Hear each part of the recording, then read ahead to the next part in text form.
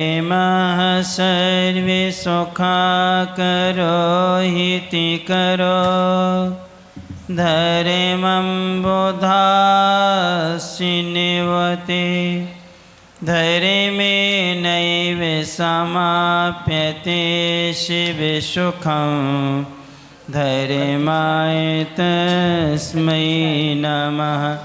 धर्मः नास्ति पराश्रिदेवोऽमृता धर्मस्य मूलं दया धर्मे चित्तमहं दधे प्रतिदिनं हे धर्मी मां पालय हे धर्मी मां पालय हे धर्मी मां पालय। अनंत अनंत शुद्ध परमेष्टि भगवंतों की जय। देवाहि देव 1000 मूल्य श्री संभवनाथ भगवान की जय। देवाहि देव 1008 मुनि सुब्रतनाथ भगवान की जय। परमे पूज्य संत शिरोमणि आचार्य भगवान गुरुवर श्री विद्यासागर जी महाराज जी की जय। परमे पूज्य नवाचार्य 108 समय सागर जी महाराज जी की जय।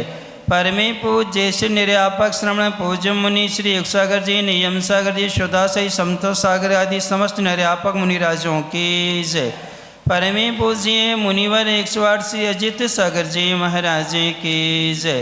पूज्य मुनि श्री निराग सागर जी महाराज जी की जय। 2.5 दिन में 3 कम 9 करोड़ महामुनिराजों की जय।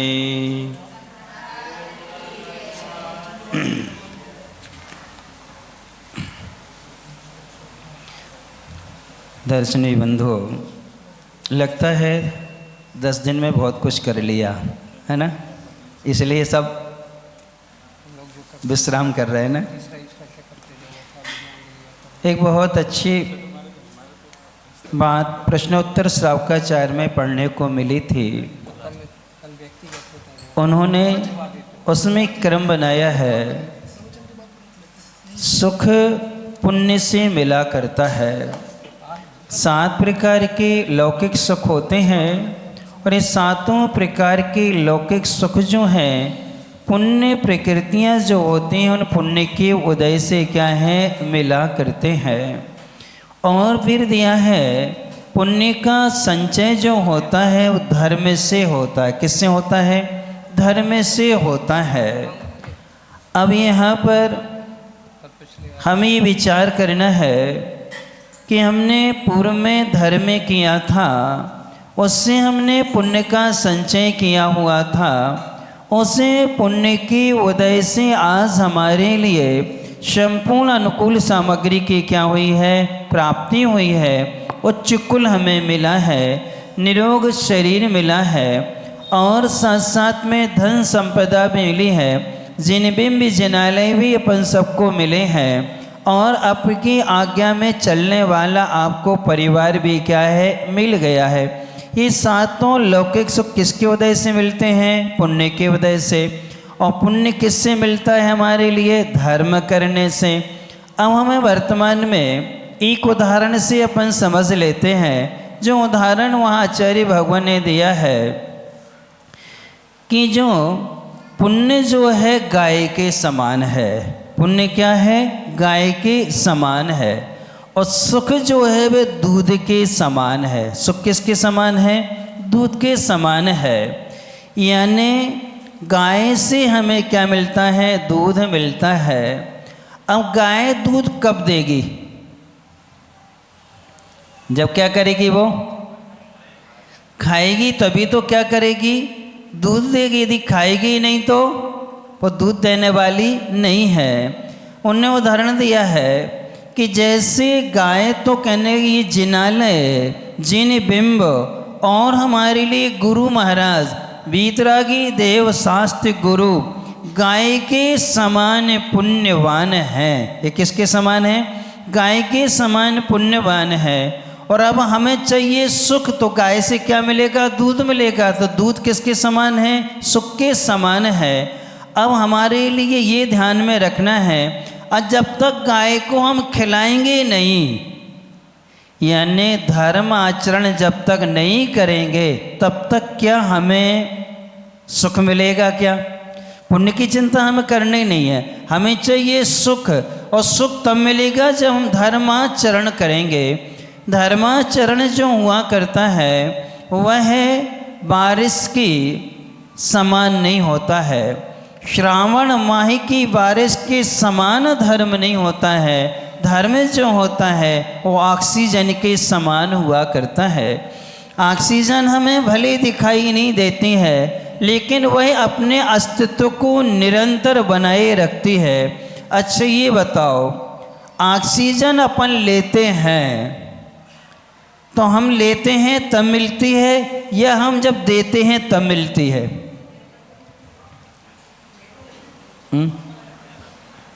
कार्बन डाइऑक्साइड जब देते हो तब ऑक्सीजन मिलेगी या पहले ऑक्सीजन मिलेगी बाद में ऑक्साइड दोगे? ये सिद्धांत है।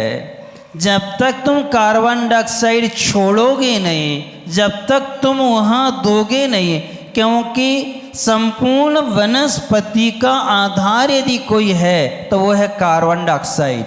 उसको वो ग्रहण करते हैं और वो वनस्पति हमें क्या देती हैं? ऑक्सीजन देती हैं। तो ये बताओ, जब हम देना बंद करते हैं तब हमारे लिए लेना भी बंद हो जाता है। अर्थात अपन कहते हैं कि महाराज जी अब ऑक्सीजन मिल नहीं रही, तो ऑक्सीजन नहीं मिल रही मतलब आज सिलेंडर भी लगा दो ऑक्सीजन का, सब कुछ कर दो। यदि तुम कार्बन डाइऑक्साइड नहीं दोगे तो ऑक्सीजन क्या करेगी? आपके शरीर में पहुंचने पर कुछ करेगी क्या? तो सबसे पहले हम देना बंद कर देते हैं तो हमें लेना भी क्या है? बंद होता है।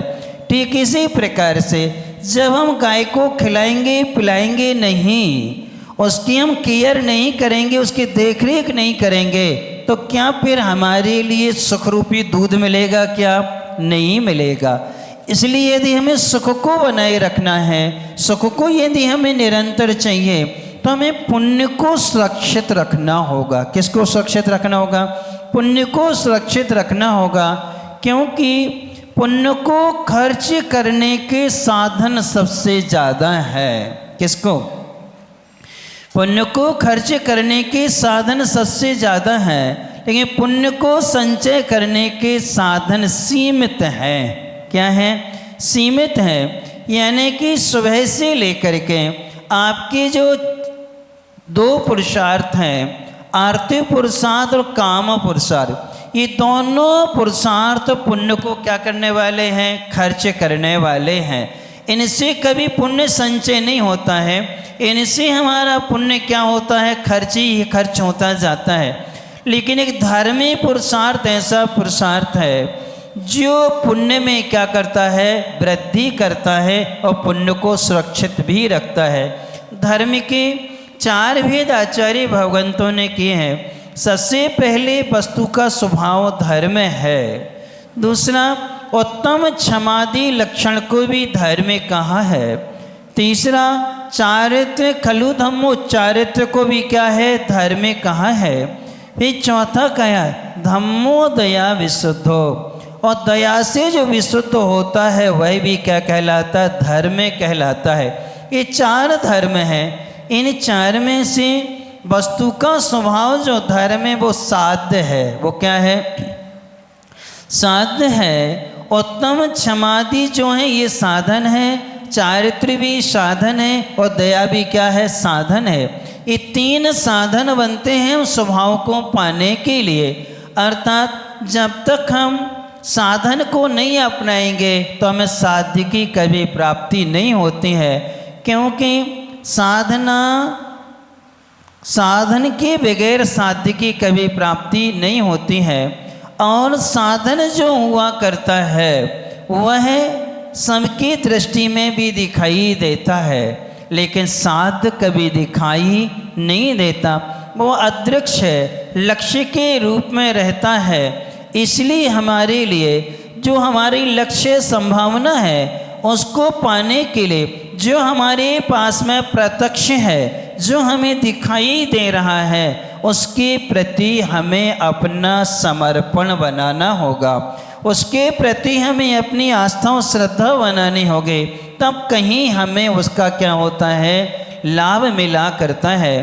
इसलिए पर्वराज पर्युषण में आराधना करने के बाद में विराम नहीं करना चाहिए, क्योंकि 10 दिन हमने थोड़ी सी निर्भीत होकर आराधना करी है, लेकिन 3 दिन में हमने जितना भी पुण्य संचय किया था वो सबका सब हमने क्या कर लिया, प्रवृत्ति करके क्या कर लिया। 10 दिन जितने निर्भीत रह के संचय किया था, लेकिन 3-4 दिन में हमने प्रवृत्ति करके सब कुछ क्या कर लिया है, समाप्त कर लेते हैं। इसलिए उस पुण्य को सुरक्षित यदि रखना है तो हमें वर्तमान में पुनः धर्म को करना होगा। जैसा धर्म हम पहले करते थे वैसा धर्म इस समय हमें पुनः करना होगा, तब कहीं हमारा पुण्य क्या होगा, सुरक्षित होगा। एक बार एक बहुत अच्छा उदाहरण हमने पढ़ा हुआ था, एक पत्रिका में था। एक व्यक्ति ने रामलाल नाम के व्यक्ति से कर्ज लिया। किससे लिया? रामलाल नाम के व्यक्ति से कर्ज लिया। अब कर्ज ले लिया है, अब उसने वो पैसे लेकर के उसके भाई श्याम लाल को दे दिए। किसको दे दिए? उसके भाई श्याम लाल को क्या कर दिए? दे दिए। अब ये बताओ, अब रामलाल का कर्ज था, उससे लिया हुआ था, आपने वो कर्ज श्याम लाल को दिया है। अब रामलाल का कर्ज बाकी रहा कि नहीं रहा? बाकी रहा। और उसी के सामने तुमने वो पैसा किसको दिया है? अब ये बताओ, वो रामलाल जो था वो खुश होगा कि नाराज होगा? क्या होगा ये बताओ? हमने दिया और तुमने किसको दे दिया? दूसरे को दे दिया, तो प्रसन्न रहेगा कि नाराज होगा? ये बताओ क्या होगा? स्वाभाविक वो क्या होगा? नाराज होगा। ऐसे ही पुण्य तो है रामलाल, पुण्य क्या है? रामलाल। और श्यामलाल है पाप। श्यामलाल क्या है? पाप। पुण्य के उदय से हमें ये मानव पर्याय मिले, पुण्य के उदय से हमें उच्च कुल मिला, पुण्य के उदय से हमें उत्तम जीवन मिल गया, पुण्य के उदय से हमें उत्तम सामग्री मिल गई, जिन बिंब मिले, जिन मुनिराज हमें मिल गए, देवशास्त्र गुण के गुरु की वाणी सुनने को हमें सामर्थ्य मिल गई, हमें निरोग शरीर मिल गया, हमारे घर में दान करने की सामर्थ्य, इतना पैसा हमारे पास में है। ये सब किससे मिला? किससे मिला? पुण्य के उदय से मिला हुआ है। अब जितना पुण्य के उदय से आपने लिया है, अब उतना लेकर क्या सबसे ज़्यादा किसको दे रहे हो? लिया किससे है? रामलाल से दे किसको रहे हो तुम? किसको दे रहे? श्यामलाल को दे कि नहीं? पंचेंद्रिय के विषयों में हिंसा, झूठ, चोरी, कुशील, परिग्रह, इन 5 पापों में हम उसको क्या कर रहे हैं? व्यय कर रहे हैं। तो पुण्य नाराज होगा कि नहीं होगा? ये बताओ। नाराज होगा कि नहीं? अब नाराज हो जाए, अब तुम कितनी भी कोशिश करो मनाने की, वो मानता नहीं है। क्यों? हमने तुम्हें दिया है और बड़ी उदारता से दिया था, और तुमने उसको क्या कर दिया? अन्य चीज़ों में खर्च कर दिया है। इसलिए जो लोग प्रत्येक दिन 6 आवश्यकों का पालन नहीं करते हैं, पुण्य से लेकर के पुण्य के लिए नहीं देते हैं, उनका पुण्य नियम से रूठ जाता है। क्या होता है? रूठ जाता है। वे भी ला के कोशिश करें, फिर उनको मिलता नहीं है। अपन तो घरों में देखते हैं, बच्चे होते हैं, तुम उनके लिए मिठाई वगैरह दे दो, और जैसे ही तुम नदी गुस्से में वो फेंक दे, तो क्या दोबारा देते हो? तुम देते हो क्या? नहीं देते हो। भरे दया आ जाए पर तुम उसको क्या कर लो? समझा बुझा करके दे दो। लेकिन पुण्य में ऐसा होता नहीं है। उसने तुम्हें दिया, तुमने दुरुपयोग कर दिया, पर वो तुमसे खुश नहीं होता है। इसलिए अपन सबका कार्य जब भी चलता है, चाहे लौकिक कार्य हो चाहे आध्यात्मिक क्षेत्र का कार्य हो, जब भी चलेगा पुण्य से चलता है। किससे चलता है? पुण्य से चला करता है। इसलिए पुण्य संचय का पहला साधन है देव पूजा। कौन सा है? देव पूजा। दूसरा साधन है गुरु सेवा और तीसरा साधन है क्या है? स्वाध्याय। ये तीन जो हैं हमारे पुण्य को सुरक्षित भी रखते हैं और पुण्य में क्या करते हैं? निरंतर वृद्धि किया करते हैं। आदि पुराण को देख रहे थे, भरत जी सरवार सिद्धि से आए थे, आदिनाथ जी भी वहीं से आए थे, बाहुबली भी, तीनों सरवार सिद्धि से आए हैं। एक कर्म सिद्धांत ये मिलता है कि सरवार सिद्धि से जो भी चित होकर के यहाँ मनुष्य पर्याय में जन्म लेते हैं वो वहाँ से अवधि ज्ञान लेके आते हैं। क्या करते हैं? लेके आते हैं, अनुगामी है। लेकिन बहुत सारे आचार्यों का मत ये है कि वो लेके नहीं आते हैं, क्योंकि अपर्याप्त अवस्था में अवधि ज्ञान क्या हो जाता है? छूट जाता है। किसमें? अपर्याप्त अवस्था में अवधि ज्ञान क्या होता है? छूट जाता है। यहाँ आकर के जब पुनः पुनः पर्याप्त होते हैं और 8 वर्ष अंतर मुहूर्त के बाद जब वो जिन बिंब की आराधना उपासना आदि करते हैं, पुनः धर्म का कार्य करते हैं, तब उनको वह अवधि ज्ञान की क्या होती है? प्राप्ति होती है। तो भरत जी अवधि ज्ञान लेके नहीं आए थे। क्या नहीं करके आए थे? क्योंकि वहाँ से आए थे तो विग्रह गति में अपर्याप्त होते हैं। क्या होते हैं? अपर्याप्त होते हैं। यहाँ जन्म लेने के बाद क्या होते हैं? पर्याप्त माना जाता है। जब वो 8 वर्ष अंतर मुहूर्त के हो गए, उसके बाद में छायक सम्यक दर्शन तो लेके आए थे, लेकिन उनको अवधि ज्ञान नहीं हुआ था। जब उनको ये ज्ञात हुआ कि आयुधशाला में चक्र रत्न और ग्रह में पुत्र रत्न और उद्यान में केवल ज्ञान, ये 3 समाचार मिले। आरती पुरुषार्थ चक्र रत्न को गौण किया, काम पुरुषार्थ पुत्र रत्न की खुशी को गौण किया। दोनों खुशियों को गौण करके वो 7 कदम आगे चले। वहीं से केवल ज्ञान को नमस्कार किया और वहीं से सारे साथियों को लेकर के द्रव्य लेकर के कहाँ पहुँच गए? समौशरण में पहुँचे। और समौशरण में जैसे ही आदिनाथ भगवान की स्तुति पूजन कर दे, अर्घ समर्पित किया, उसी समय उनको अवधि ज्ञान हो गया। किनको? अब अवधि ज्ञान किससे हुआ? पूजन करने से। किससे? पूजन करने से। यानी उनको अवधि ज्ञान की क्या हुई? प्राप्ति। समोषण में नहीं जाते, अर्घ नहीं चढ़ाते, तो कहते पूजन करने से हुआ है। क्या इसके पहले पूजन करने नहीं जाते थे? अब देखो, जाते तो थे लेकिन उस समय भगवान थे ही नहीं। पहला केवल ज्ञान किनको हुआ?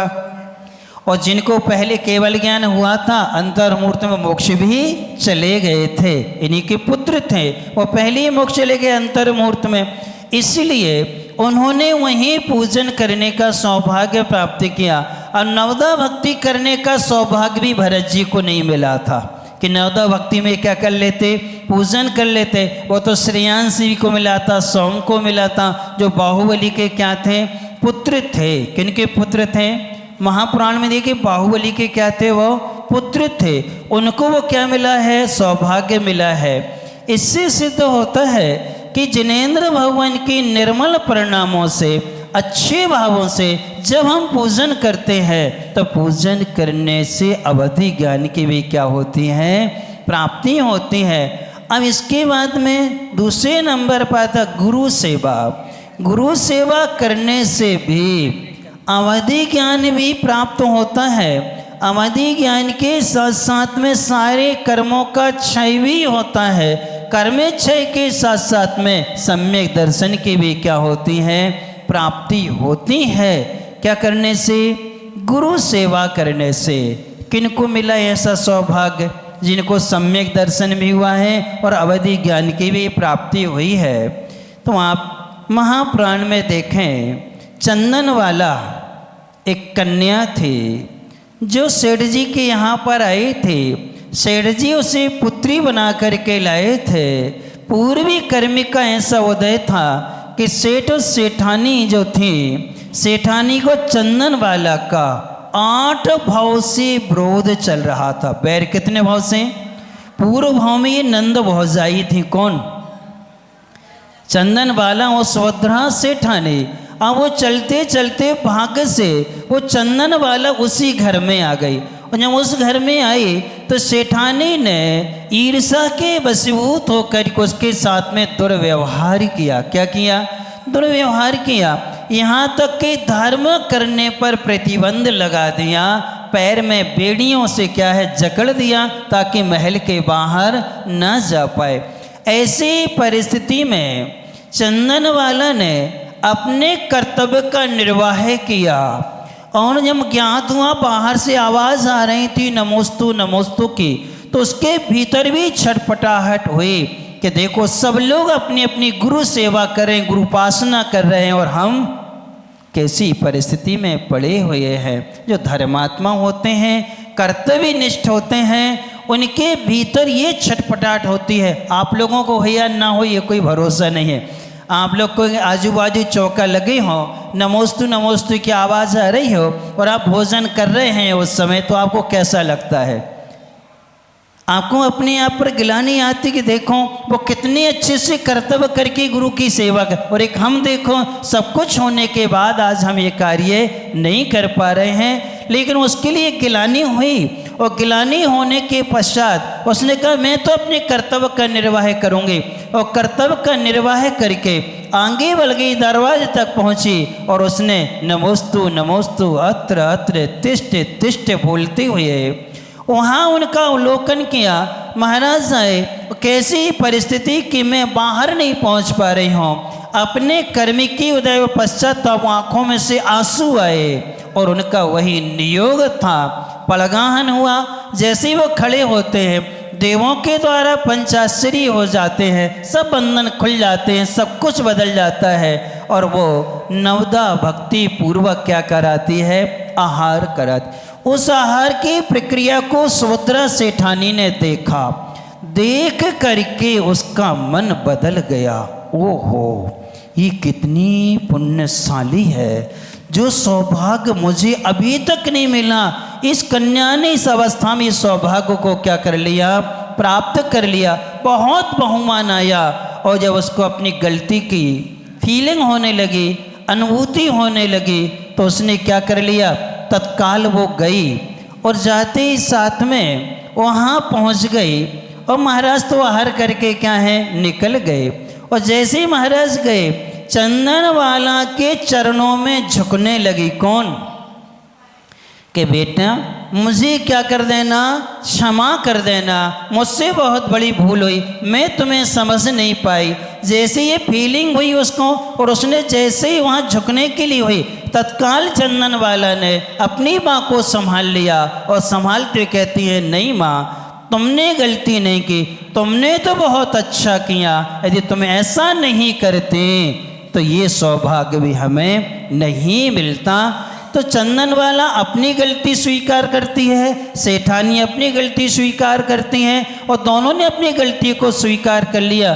तो वहाँ कहते हैं चंदन वाला को प्राण कर लिखते हैं, उसने अवधि ज्ञान की प्राप्ति कर ली। किसने? और सुभद्रा के लिए पश्चाताप हुआ तो उसने सम्यक दर्शन को क्या कर लिया? प्राप्त कर लिया। किससे? एक गुरु सेवा करने से उन्हें अवधि ज्ञान, उन्हें सम्यक दर्शन के क्या हुई? प्राप्ति हो जाती है। ये गुरु सेवा का फल है। स्वाध्याय करने से भी विभीषण को गंधकुटी में इस बात का ज्ञान हुआ और स्वाध्याय सुन करके उसने वहाँ छायक सम्यक दर्शन प्राप्त किया, अवधि ज्ञान प्राप्त कर लिया। फिर अपने भाई का साथ नहीं दे। स्वाध्याय का क्या है? प्रभाव हुआ करता है। इसलिए अपन सब अपने पुण्य को सुरक्षित करने के लिए और पुण्य को बढ़ाने के लिए 3 आवश्यक आपके लिए बहुत अनिवार्य है। फिर चौथा है संयम, तप और दान। इनसे भी संवर पूर्वक कर्म की क्या होती है? निर्जना होती है। इसलिए अब आप सब लोग पुनः पहले जैसे ही दिनचर्या में अपन लौट कर के आए। जो विगत अपन क्या कर रहे थे? 60 दिन से करते आ रहे थे। अब उसी में सुबह का जो टाइम है उसी समय पर 8:15 बजे आचार्य महाराज की पूजन होगी। 8:30 बजे से तोता क्यों रोता है उसका स्वाध्याय विधिवत चलेगा। दोपहर की क्लास जो 3 बजे से लगती थी 3:30 बजे से, वह रथखंड सावकाचार का स्वाध्याय विधिवत चलेगा, अर्थात उस समय आपको आना ही है। शाम की भक्ति ठीक 6 बजे चालू हो जाएगी और 6:15 बजे से शाम का भी क्या होगा, स्वाध्याय प्रारंभ होगा कि अब दिन जल्दी अस्त होने लगे हैं तो छोड़ेंगे भी जल्दी। इसलिए सभी के लिए तीनों टाइम के स्वाध्याय में समय पर क्या है, उपस्थित होना है। अब आपने 10 दिन का 4 दिन का जो गैप कर लिया है उससे जो पुण्य को आपने छीण किया है, अब उस पुण्य को पुनः अपन क्या करेंगे, संचित करेंगे और संचित करते हुए अपने आवश्यकों में क्या हो जाएंगे, लीन होंगे। और इतने दिनों में अगले रविवार तक एक भावना और बनाना है कि आपके यहाँ अष्टानी का महापर्व में सर्वतो भद्र यानी कल्पद्रुम महामंडल क्या होना है, विधान होना है। एक मुख्य समोषण की रचना होगी और 24 गंध कुटी की क्या होगी, रचना होगी। मुख्य समोषण के पात्रों का चयन होगा। इस मंडल में कल्पद्रुम विधान में श्रेष्ठ यदि कोई होता है चक्रवर्ती होता है, क्योंकि मनुष्यों के द्वारा किया गया विधान जो होता है वो कल्पद्रुम होता है। इसमें सारे इंद्र सम्मिलित होते हैं। अन्य विधानों में इंद्र करे से चक्र विधान भी मनुष्यों के द्वारा होता है, उसमें भी देव आके क्या होते हैं, सम्मिलित होते हैं। पुण्यवान होकर के भी अपने पुण्य को बढ़ाने के लिए वो यहाँ पर आकर के विधान में सम्मिलित होते हैं। तो आप बना लेना अपना मन कि चक्रवर्ती कौन बनेगा। फिर इसके बाद में सौधर्म, कुबेर, महायज्ञनायक, यज्ञनायक आदि कौन बनेगा। ऐसे 8-10 पात्रों को मुख्य समोषण में ऊपर में बैठने का क्या मिलता है, जोड़े के साथ में सौभाग्य मिलेगा। इसलिए अपना अच्छे से मन बनाना कि हम सौधर्मेंद्र बनेंगे या चक्रवर्ती बन करके, क्योंकि समय रहेगा बीच में एक दिन चक्रवर्ती की दिग्विजय यात्रा भी निकलेगी, बाहुबली का भी पात्र चयन होगा। ये सब समोषण में ऊपर बैठेंगे। फिर 12 गंधकुटी एक लाइन में, 12 गंधकुटी एक लाइन में, ऐसी 24 गंधकुटी होंगी।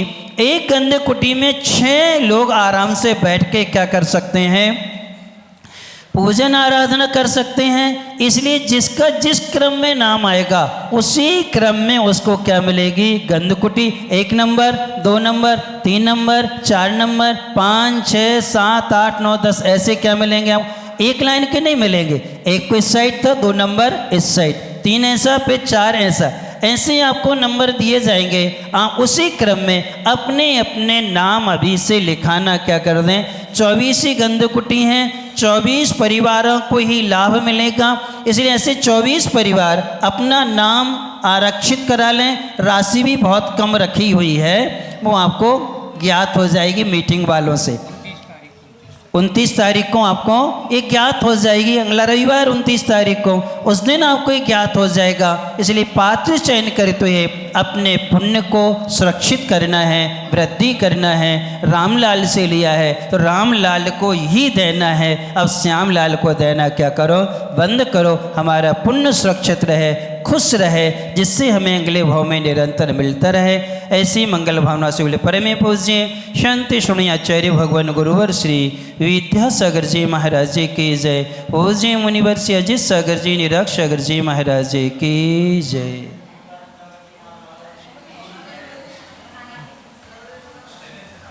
माइक तुम्हारे पास है।